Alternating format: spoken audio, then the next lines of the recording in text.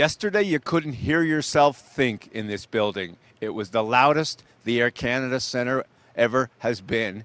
Today, the basketball court is gone, the ice is back, and there's silence here at the ACC. Steve Simmons of the Toronto Sun, along with Ryan Wolstead of the Sun, talking about the end of the Toronto Raptors season. First off, Ryan, let's talk about the crowd from yesterday.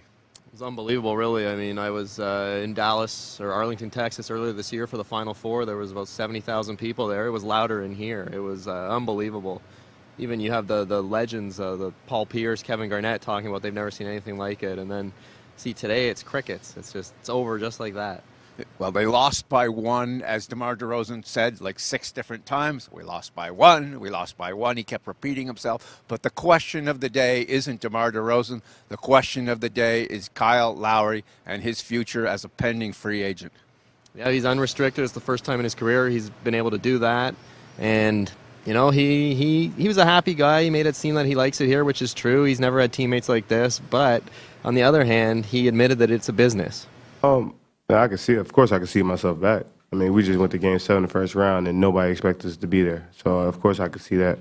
But those things are on my mind. But, you know, I haven't really gotten to deep process of thought yet. I mean, that's still 2 months away. I still got a long way to go, and I got a lot of thinking and talking to do. I get the impression, listening to him and listening to his teammates, that maybe he's being instructed by his agent not to play a card here, because DeMar DeRozan gives the impression that Lowry's coming back. I'm not worried about it. Definitely important, you know. We wouldn't have been here if it wasn't for Cal. You know, his leadership that he brought in, his toughness at that point guard position. So nobody seems very worried about it, except Kyle won't come out and say, "I'm coming back."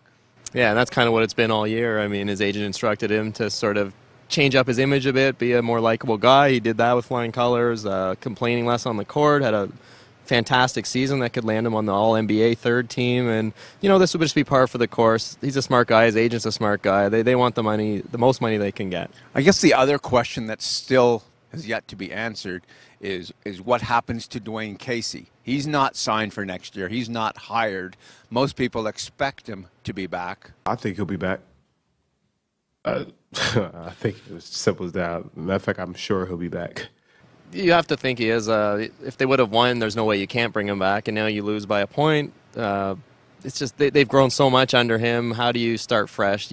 You'll think, oh, Masai didn't bring him in, but the players love him. The defense was finally respectable for one of the only times in Raptors history. And Lowry certainly seemed certain that, well, he wouldn't say about himself. He was certain that Casey would be back. Certainly hard one day after losing a Game 7 by 1 point when the ball's in your hands and you've got a shot to end it all.